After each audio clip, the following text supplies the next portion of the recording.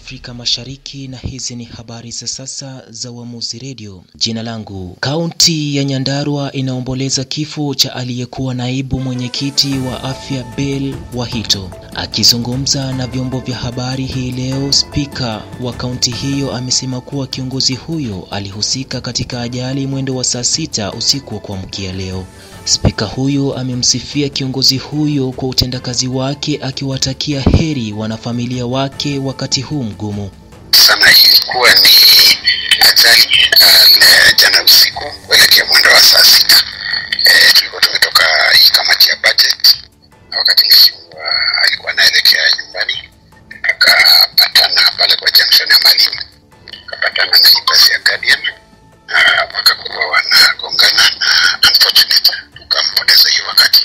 So kwa sasa ni kuanza mikakati kumhamisha kwenye yako, kumweka mahali familia ina the wish of the family, kutoka hapo kuanzia nini zingine zote za mazishi.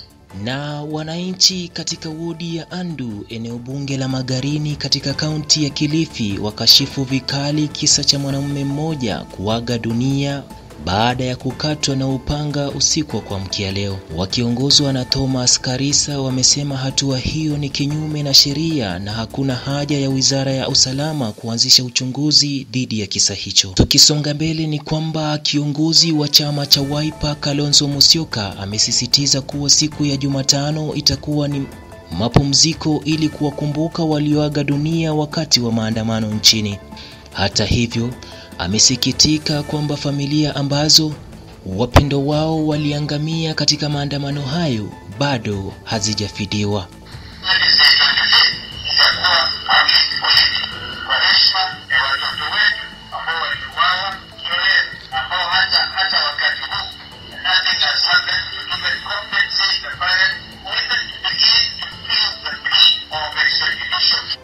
Maafisa wa polisi katika kaunti ya Trans Nzoia wanachunguza kifo cha mwanamke mmoja baada ya kuuliwa na mwanamume aliyedaiwa kuwa dereva wa teksi mjini Nairobi.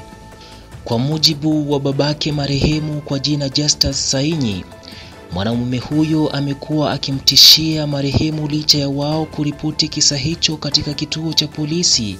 Hamna hatua iliyochukuliwa.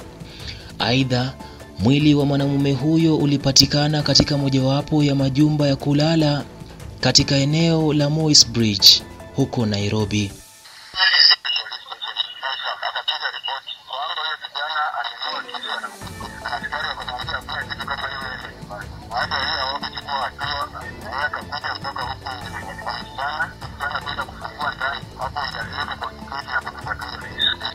Na kwingineko ni kwamba mamia ya wanafamilia katika mtaa wa mabanda wa Amalemba, kaunti ya Kakamega, wanaishi kwa hofu baada ya serikali ya kaunti kung'oa milango na madirisha ya nyumba zao. Wakiongozwa na Maria Mohamed, wamesema kuwa walitoka kazini na kupata nyumba zao zikiwa zimetolewa milango na madirisha. Hata kama ni kuhamisha watu, wanawapea notice, kwa sababu sasa hii Kenya hatuna pesa, sisi ni asola. Na hata vile World Bank imekuja kufanya upgrading, ile mkaaji wa Malemba aliamini ya kwamba this is the community land, this is the community area. Serikali haiwezi kuwa beneficiary wa slums, maana World Bank ilikuja kufanya upgrading kwa vulnerable population yenye inakaa hapa. Na hiyo nyumba ilipopata ilikuwa nyumba ya National House, nimekaa kwa hiyo nyumba for 24 years. Kiongozi wa wengi katika bunge la kitaifa ambaye pia ni mbunge wa Kikuyu Kimani Ichung'wah amesema kuwa serikali itatekeleza mipango yote iliyowaahidi wananchi katika kampeni. Kiongozi huyo amewahakikishia wananchi wa kaunti ya Busia utekelezaji wa miradi ya barabara za mzunguko zilizotengewa mgao wa shilingi bilioni 5 na milioni 600.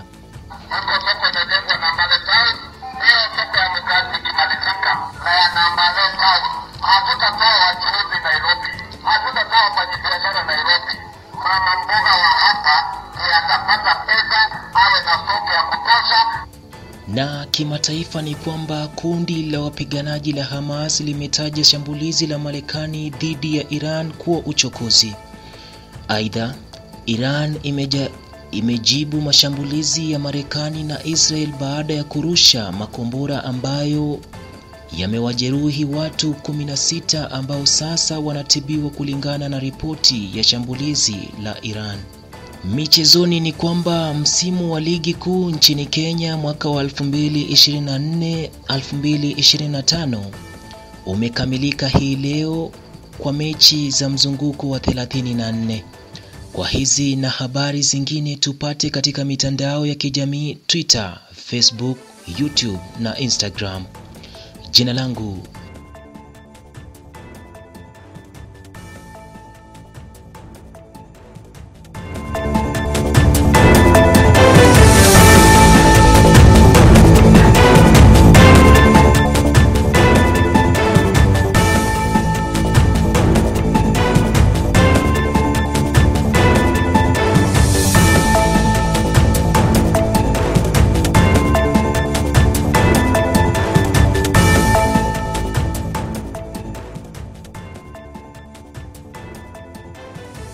Wamuzi Radio.